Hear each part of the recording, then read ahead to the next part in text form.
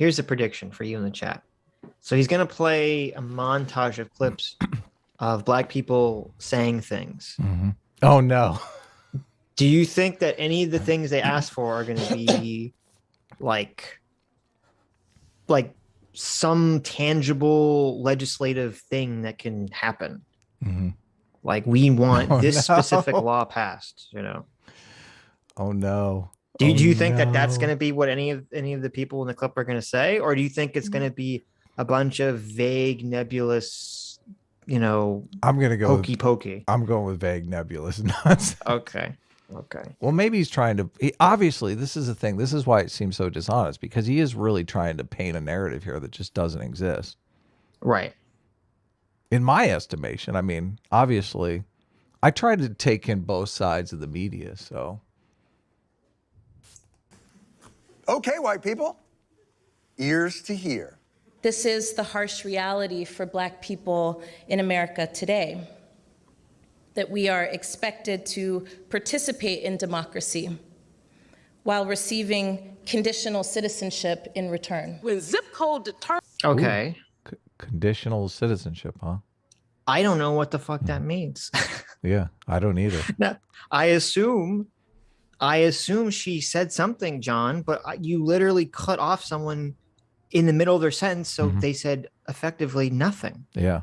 Conditional citizenship, huh? What does that mean? What does that mean? Mm-hmm. Oh, maybe she means the condition of you lose your right to vote if you commit a felony. Maybe that's what she means. Maybe that's the only thing I could guess. Uh-huh. Would be what she's talking about. It's conditional on not murdering your ex-husband. Citizen University. This is a nonprofit organization. Okay, what do they? I like that I have to do homework to figure out what the fuck is being talked about in the show. It's not a very good idea, John.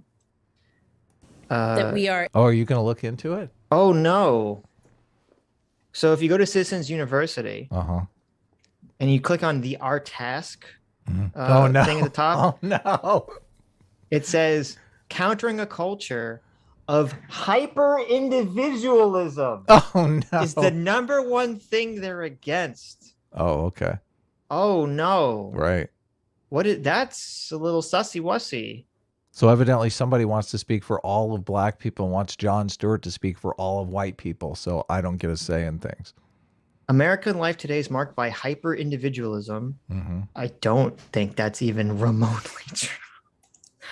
Rampant consumerism. Okay, that's true. A coarsening cynicism towards institutions and ideals. Well, that's true. And a distrust of all by all. Okay, I agree with that. A zero-sum scarcity mindset pervades our culture. Well, the woke have done a great job cementing that zero-sum scarcity mindset. A mindset of hoarding and fearing that is contagious and self-perpetuating. I don't know if this has to do with hyper-individualism. Now I feel like I know less. Yeah, what do they actually want? So many of these things, it's infuriating because they become a buzzword for describing conservatives, but the people don't actually know the meaning of the thing they're talking about. So a lot of people will say individualism, that's like conservative, and we hate conservatives, so fuck that. But they don't really understand what individualism means. Right. Yeah. Well, just imagine like you're some rich guy and you're trying to donate to some cause. And you're like, let me see if this is a good cause. Let me read the our goal paragraph. And let me know, chat, do you know what this organization stands for? Our goal is that we believe a civic awakening is underway in the United States, and we are working to accelerate it. At the center of the vibrant civic culture we are seeking to build is a widespread understanding of citizenship, a belief that democracy matters, and a commitment to participate. We envision and are helping to create a vital, expanding ecosystem of groups, associations, and individuals committed to this ideal. Man, I feel like that was written by an algorithm. I don't feel like a human being wrote that. It feels like a machine AI bot wrote it, or like an alien who's like pretending to be human and has just read a bunch of like garbage like organizations wrote this. Like, what does that even mean? I don't know what this organization is advocating for. Wow. Gee, give me the pitch. Give me the one sentence tagline organization. Doesn't sound like they're talking about reparations either. No, I mean, are they just the only thing I can discern from that paragraph of gobbledygook is like, Mhm. I guess they're trying to get people to vote or something. Like, 2 months ago, is that it? 2 months ago, that segment was all about defund the police, and then they lost the Senate. They're like, fucking Yeah, rewrite that shit. I don't know. I don't know what any of this garbage. I'm What's it listening. supposed to say? I don't know. Just make some shit up. Throw it in I'm there. listening. Jon Stewart and white people told me to listen. I'm listening, and I don't understand. You're gonna have to. Maybe I'm just an idiot. You have to speak with a little bit simpler language here. But Yeah. Tell us like we're 6 years old. yes, Are expected to participate in democracy while receiving conditional citizenship in return. When zip Yeah. What's the condition? I'm curious. code That's why- determines yeah. what kind of school that you go to, when zip code determines what kind of food you can eat, these are the vestiges of enslavement. So when they say, Okay. why do you Zip code does, and I mean, the conservatives have been pitching school choice for a long time, which would completely take that off the table. But you hate their guts because they're conservatives. well, that's what's funny because, like, well, first of all, the food thing, I don't know what you're supposed to do about that. Like, you have to eat with what's around you.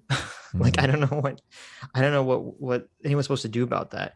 But with the school thing, you're right. I mean, that's what the Republicans have been pitching for a long time: is school choice, school vouchers. Yeah, how else do you solve that issue? I don't know how else you would solve that issue. Yeah. Well, I that's mean, I'm interesting. not for inner city slums, and I'm not in favor of any of that shit. So, No, yeah, no. I'm totally in favor of school choice. School choice has Yeah. won me over. The idea that someone needs to go to a certain school because they live in a certain area, it's ridiculous. You're forcing Right. you're forcing poor people into, like, there's two schooling systems. There's public school and private school, and all the people with money send their kids to private schools, and all the people without money are forced to be in the public school. School choice would just create a private school type atmosphere in the public school systems. Yeah, get rid of the fucking, you have a feedback loop where the schools that are losing students are obviously losing students because they suck. Right. And they should go out of business. I mean, and I do think, again, and I've made this rant a million times, I do think the big problem here is a disciplinary problem with poor schools, that they don't have the resources. And you could, maybe this is another thing, they don't have the resources or the budget, because it is tied into zip codes, to segregate the problem children from the rest of the class so that the teachers can teach. I mean, you look at these failing schools, you go into one of the classrooms and it's like, no one's paying attention. Disciplinary problems. The disciplinary problems are off the charts because the teacher has to spend the entire time just getting the problem children to, shut up and sit down in their seats. And they just, are breaking up fights or whatever.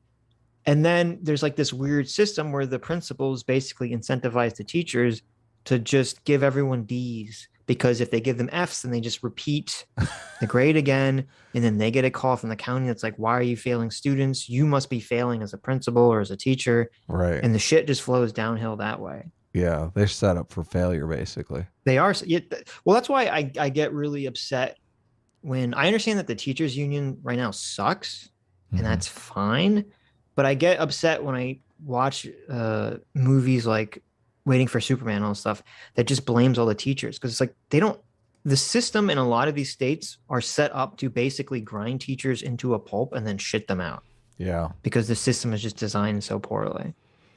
Yeah. There should be incentive pay for teachers. There really should be. Teachers shouldn't be a one size fits all.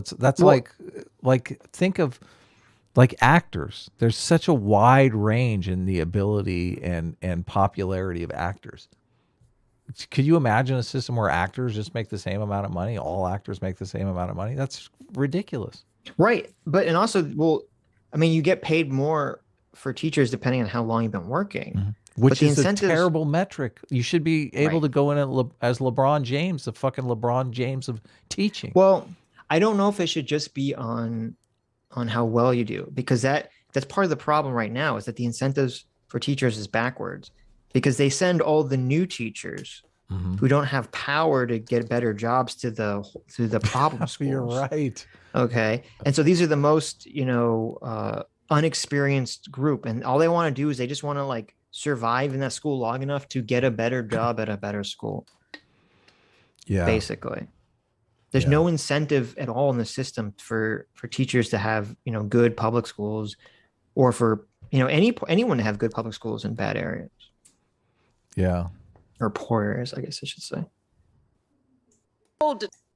Determines what kind of school that you go to. When zip code determines what kind of food you can eat. These are the vestiges of enslavement. So yeah, I don't know how they.